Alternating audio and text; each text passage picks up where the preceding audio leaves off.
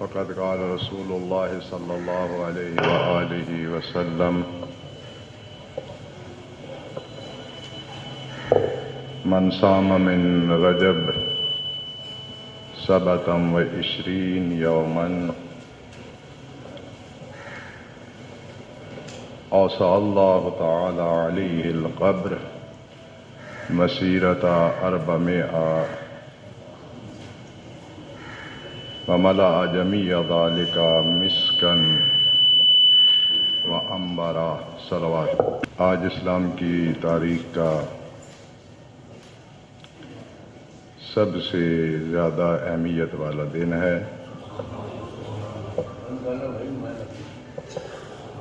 یوم مبعث یا مبعث النبی، سرکار دو عالم رحمت للعالمین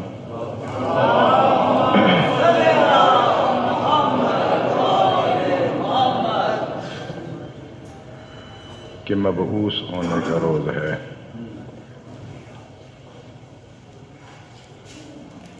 جہالت اور گمراہی کی تاریکیوں اور اللہ کی مخلوق کی جہنم کی طرف جو دوڑ لگی ہوئی تھی، اور انسان کی اس بے راہ روی پر اس کریم اور رحیم رب کو رحم آیا اور مقصود کائنات عرش مکین اپنے محبوب کو اپنی ہدایت کا آخری پیغام دے کر آج اسے پیغام کے اعلان کرنے کی اجازت عنایت فرمائی۔ جو کچھ اسلام میں ہے، جتنی بھی اہمیت کے دن ہیں، جتنے بھی اسلام میں ایسے احکام ہیں جو انتہائی اہمیت رکھتے ہیں، ان سب کی اہمیت ایک طرف، اور آج کا دن جو اہمیت رکھتا ہے، اس کی شرافت، کرامت، فضیلت کو اسلام میں کوئی ایسا دن نہیں ہے جو اس کے نزدیک تک بھی جا سکے۔ محمد وآل محمد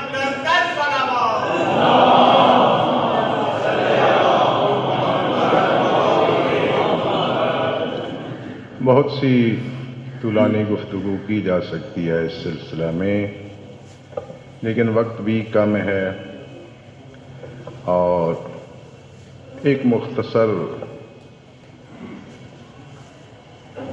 سے جو تصویر کشی حضرت امیر المومنین علیہ السلام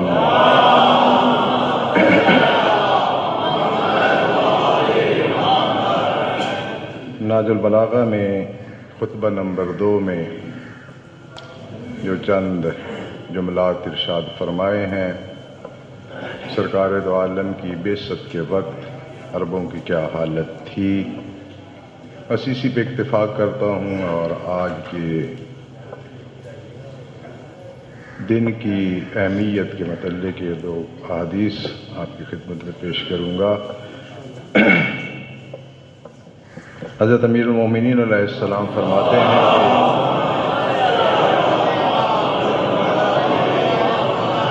کہ والناس فی فتن انجزم فیہا حبل الدین وتزازعت سوار الیقین واختلف النجر وتشتت الامر وذاک المخرج وعمی المصدر، کہ جس وقت حضرت کی بعثت ہوئی تو اس وقت حالت یہ تھی کہ لوگ فتنوں میں، ایسے فتنوں میں مبتلا تھے جہاں دین کے بندھن شکستہ، یقین کے ستون متزلزل، اصول مختلف اور حالات پراکندہ تھے۔ نکلنے کے لیے راہیں تنگ و تار تھیں، ہدایت گمنام اور ضلالت ہماگیر تھی۔ یعنی اس ضلالت کی تاریکی اس قدر معاشرے میں پھیلی ہوئی تھی کہ آپ کوئی فرد یا اس علاقے کا کوئی حصہ دکھا نہیں سکتے تھے جہاں پر اس تاریکی کا قبضہ نہ ہو۔ ہاں، وہ جو ایک سلسلہ تھا ہدایت دینے والوں کا، اس سلسلے کا خاندان اس تاریکی سے باہر تھا۔ عمومی جو معاشرے کی کیفیت تھی وہ یہی تھی۔ میں عربی کے الفاظ چھوڑ رہا ہوں چونکہ وقت کے دامن میں اتنی گنجائش نہیں ہے، صرف اردو پہ اکتفا کرتا ہوں، البتہ میں لکھ کے لے آیا ہوں۔ اللہ کی مخالفت ہوتی تھی اور شیطان کو مدد دی جا رہی تھی، اور ایمان بے سہارا تھا، چنانچہ اس کے ستون گر گئے تھے، اس کے نشان تک پہچاننے میں نہ آتے تھے، اس کے راستے مٹ مٹا گئے تھے، اور شاہراہیں اجڑ گئی تھیں، اور معاشرے کے لوگ وہ شیطان کے پیچھے لگ کر اس کی راہوں پر چلنے لگے اور اس کی گھاٹ پر اتر پڑے تھے۔ جس طرح کہ ایک پیاسا پانی کی گھاٹ پہ اترتا ہے اپنے کو سیراب کرنے کے لیے، اس طرح معاشرے کے افراد شیطان کی گھاٹ پر پیاسوں کی طرح ٹوٹ پڑے تھے، اور انہی کی وجہ سے اس کے پھریرے لہرانے لگے تھے۔ شیطان کا جو پرچم تھا اس کے اتنے اٹھانے والے ہو گئے تھے کہ جا بجا شیطان کے پرچم کے پھریرے لہرا رہے تھے۔ ایسے فتنوں میں جو انہیں اپنے سموں سے رونتے اور اپنے کھروں سے کچلتے تھے اور اپنے پنجوں کے بل مضبوطی سے کھڑے ہوئے تھے،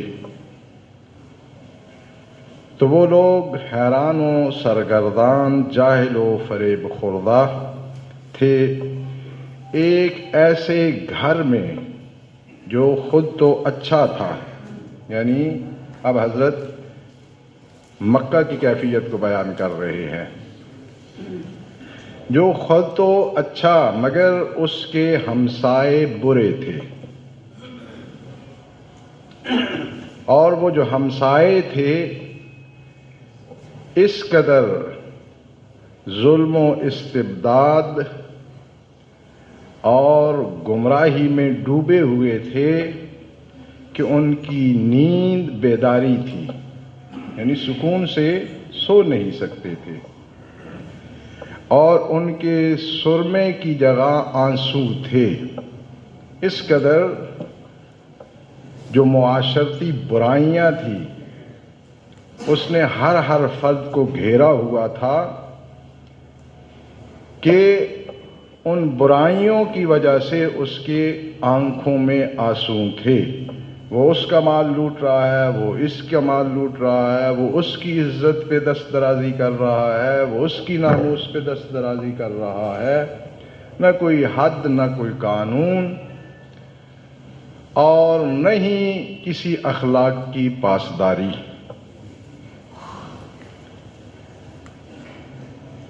جو حضرت نے آخری جملہ ارشاد فرمایا ہے، یہ بڑا قابل توجہ جملہ ہے۔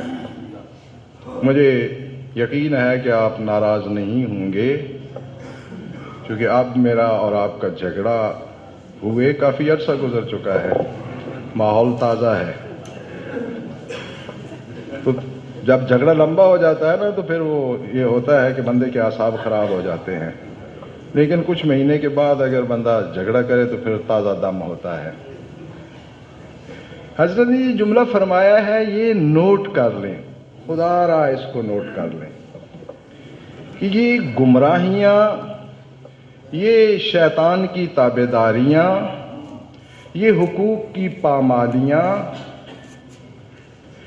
یہ اخلاق کی حدود، قوانین کی دیواریں توڑنا، اس کے پیچھے صرف دو ہی عامل ہوتے ہیں۔ میں نہیں کہہ رہا، میں تو انتہائی جاہل سا شخص ہوں۔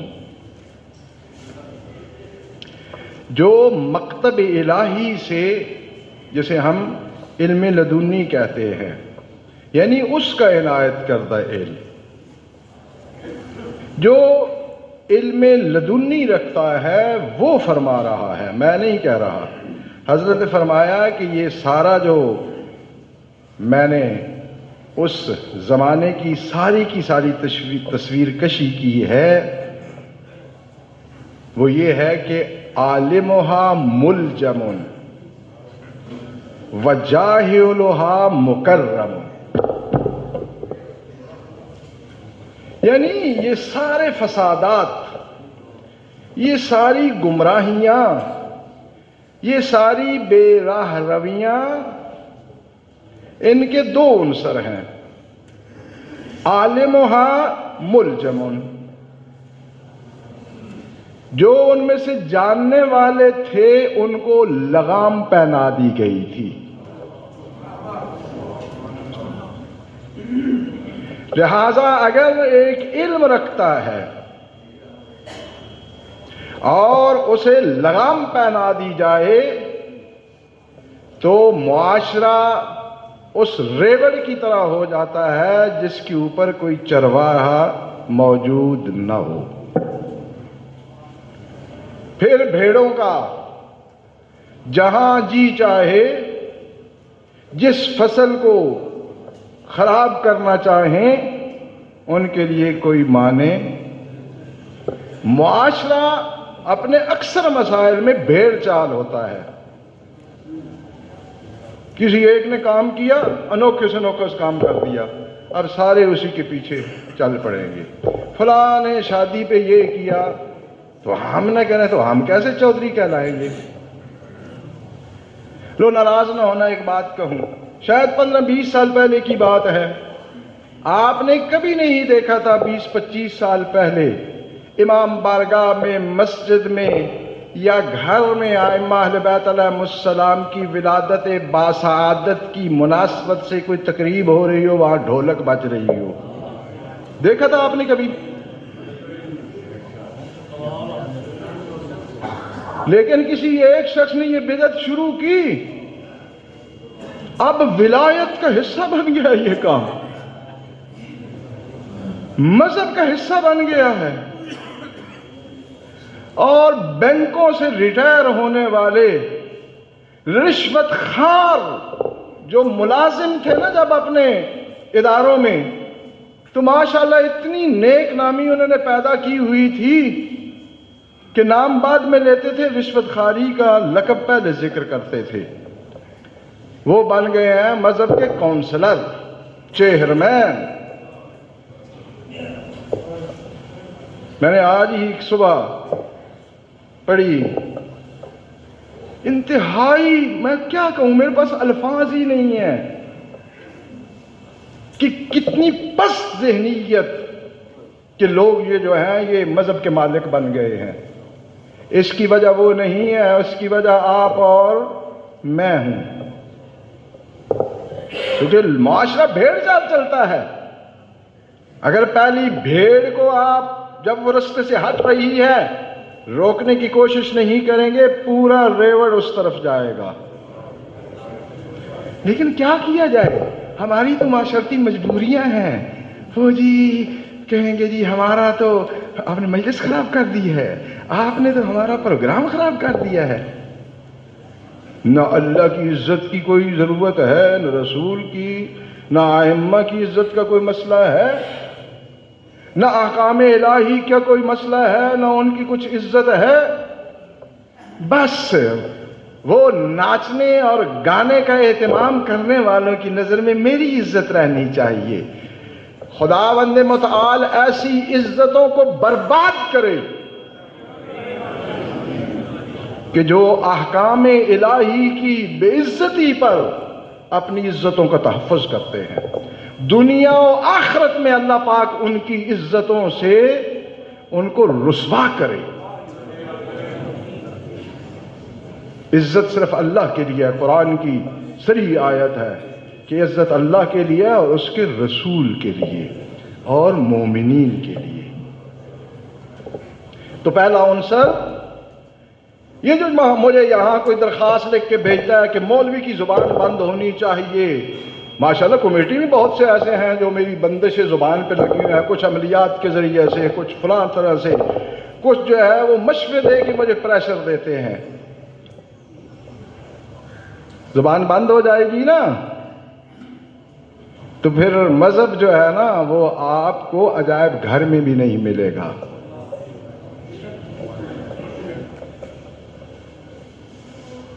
دوسرا کام، دوسرا جو حضرت نے فرمایا، میں نہیں کہہ رہا، میں تو بزدل سے شخص ہوں، آپ جیسے طاقتوروں سے نہ بات کر سکتا ہوں نہ آپ کو سمجھا سکتا ہوں. وجاہلھا مکرم. دوسری اس سرزمین کی خصوصیت یہ تھی عالم کو لگام اور جاہل کو عزت و مقام.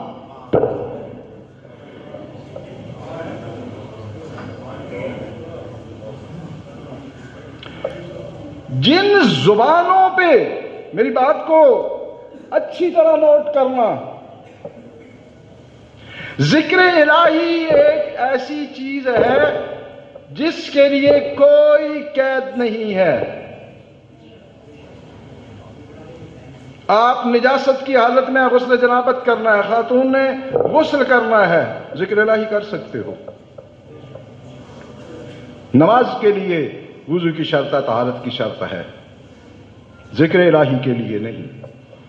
قرآن کی آیت نہیں پڑھ سکتی اس نجس حالت میں، ذکر الہی کر سکتے ہیں، کوئی قید نہیں ہے. لیکن اگر نشہ کیا ہو نا تو قرآن کہتا ہے کہ نماز نہیں پڑھنی. اچھا، یعنی نماز کی پاکیزگی یہ ہے، اس میں بھی اللہ کا ہی ذکر کرنا نا، کچھ اور کرنا ہے، کہ یہ جب آپ نشے کی حالت میں ہیں تو پھر یہ کام نہیں کر سکتے. اب ولایت کے معتبروں ستونوں، جس نجس زبان سے یہ کام نہیں کیا جا سکتا اس نجس زبان سے اہل بیت کے نام لیتے ہو. تو ہم مذہب کے ٹھیکیدار.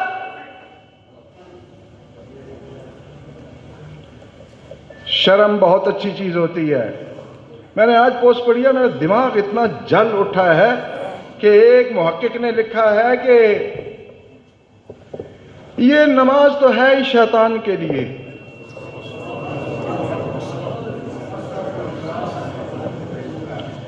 نماز شیطان کے لیے، اور وہ شیطان اب بھی نماز پڑھتا ہے. 2 جملے لکھے ہیں. مجھے تعجب ہوتا ہے معاشرے کی بے رہ روی اور بزدلی پہ. بالکل مجھے آپ نے معاف نہیں کرنا، نہ میں آپ سے معافی مانگ رہا ہوں. اگر آپ کی ماں کو کوئی گالیاں دے رہا ہو پھر اس کو جھک کے ملو گے؟ باپ کو گالیاں دے رہا ہو جھک کے ملو گے؟ یہ دین اور مذہب آپ کے ماں اور باپ جتنا بھی احترام نہیں رکھتا آپ کے نزدیک. کہ ایک شخص علنی مذہب کی اس طرح گستاخی کرتا ہے، پیر صاحب جھک جھک کے مل رہے ہوتے ہیں۔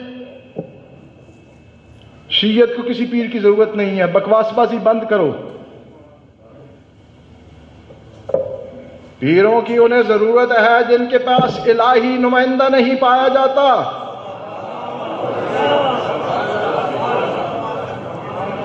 پیروں کی قبروں پہ جائیں، ان کے لیے فاتحہ پڑھیں۔ جو مجھے دھمکاتے ہیں نا، آ کے بڑی تقریر لمبی کر دیا، میں ان سے ایک چیز ہی پوچھتا ہوں، وقت میرا ختم ہو رہا ہے، وہ رہ گئی حدیث۔ میں پوچھتا ہوں کہ اگر اسلام پورے کا جو تھانے دار ہے وہ بندے کا یار ہو، اس سے واقفیت ہو، تو اسلام پورے کے بدماشوں سے آپ ڈریں گے؟ بتاؤ نا، نہیں ڈرو گے؟ میں نے یہ پچھلے دنوں میں میرے کوئی سمجھا رہا تھا، میں نے کہا کہ دیکھو مجھے کیا کہہ رہے ہو آپ؟ اللہ کے رسول اور امام وقت کی طاقت اسلام پورے کے تھانے دار جتنے بھی نہیں سمجھتے ہو۔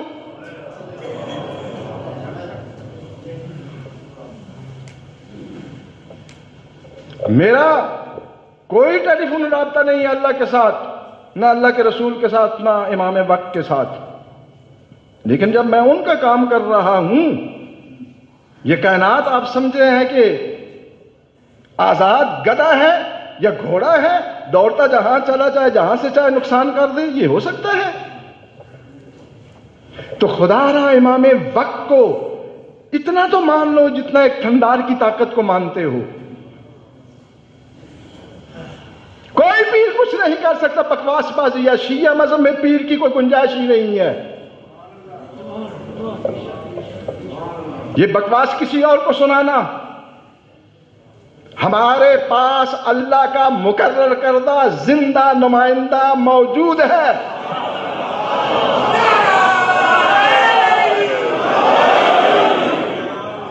اور مجھے ان پس خیال لوگوں پر افسوس آتا ہے کہ جب الہی وسیلہ زندہ موجود ہے، میں آپ سے پوچھتا ہوں جب مشکل آتی ہے کبھی اس نمائندے کی بارگاہ میں بھی اپنی مشکل پیش کی ہے؟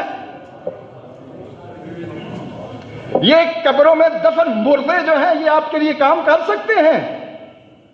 اور جس کو اللہ نے طاقت اور اقتدار دیا ہے، جس کی اس پورے جہان پہ حکومت ہے، وہ کچھ نہیں کر سکتا۔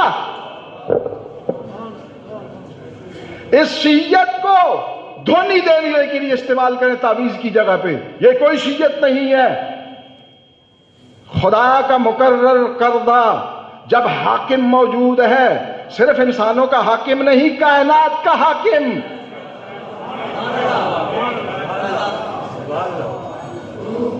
تو پھر مشکلات میں پیروں کے سامنے جا کے چکنے کی کوشش نہ کریں، امام وقت سے رابطہ بحال کریں، امام وقت کی خدمت میں اپنی مشکلات پیش کریں۔ اسے کرنے کی ضرورت نہیں ہے، ایک دفعہ نظر شفقت سے دیکھ لے گا، مشکلات کا نام و نشان نہیں رہے گا۔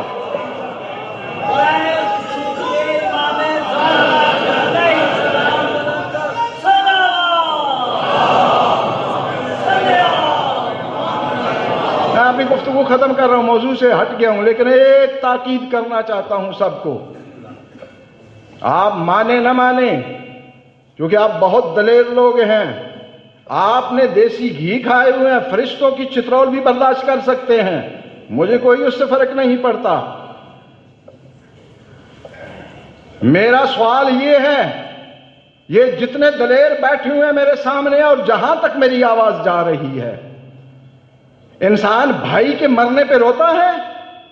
روتا ہے؟ والدین کے مرنے پہ، دوست کے مرنے پہ، 2-4 کروڑ کا نقصان ہو جائے تو ٹینشن ہو جاتی ہے، گولیوں کے بغیر نیند نہیں آتی، 4-5 مہینے پاگل ہوا ہوتا ہے وہ شخص جس کا 5-10 کروڑ کا نقصان ہو جائے۔ ایسے ہی ہے۔ تو خدا را مجھے بتائیں، 50 سال، 60 سال، 70 سال، 30 سال آپ کی زندگی ہے، تو اس زندگی میں کتنا آپ امام وقت کے فراق میں روئے ہیں؟ کبھی آنسو نکالے ہیں؟ کہ میں کائنات کی ہر چیز میری آنکھیں دیکھ رہی ہے، اور جس کے صدقے میں میری زندگی ہے، جس کی صدقے میں اللہ مجھ پہ عذاب نازل نہیں کر رہا، جس کے صدقے میں یہ نظام کائنات برقرار ہے، جس کے صدقے میں مجھے نعمتیں مل رہی ہیں، جس کے صدقے میں مجھ سے مشکلات دور ہو رہی ہیں، کبھی اس کی زیارت کے لیے ایک آنسو بھی اس حسرت سے بہایا ہے؟ پیر کے لیے تو ہر ہفتے جا کے حاضری دینا ضروری ہے، مزار پہ جمعرات کو جانا ضروری ہے، 15 شعبان کو تذکرہ کیا امام وقت کا، بس آئندہ سال کے لیے ٹکٹ بک ہو گئی۔ ایک نیک اولاد جب بھی صبح بیدار ہوتی ہے پہلے والدین کی خدمت میں پہنچ کے سلام عرض کرتی ہے، ایسا ہی ہوتا ہے نا؟ سونے کے وقت خدا حافظ کہتی ہے، ایسا ہی ہے نا؟ تو اپنے والدین جتنا امام وقت کو اہمیت دیں،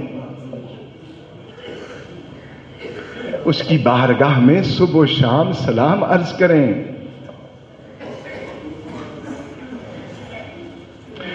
اپنی مشکلات مجھے نہ بتائیں، کسی اور کو بتانے کی ضرورت نہیں ہے، جسے اللہ نے اقتدار دیا ہے اس حاکم کی بارگاہ میں پیش کریں۔ زندگی کی سلیقے ہی تبدیل ہو جائیں گے۔ اتنی بڑی مقتدر شخصیت اللہ نے ہمیں نصیب کی ہے۔ ایک ہوتا ہے نا جعلی حاکم، تو اس کے متعلق تو ہوتا ہے کہ یہ جب بھی کچھ کرے گا پکڑا جائے گا۔ وہ حاکم جو خود اللہ نے مقرر کیا ہے، جسے خود یہ حکومت دی ہے، اور حکومت بھی ایسی عنایت کی ہے کہ حضرت حجت تک، حضرت آدم سے لے کر حضرت ولی عصر تک کسی اپنے نمائندے کو اتنی حکومت عنایت ہی نہیں کی ہے۔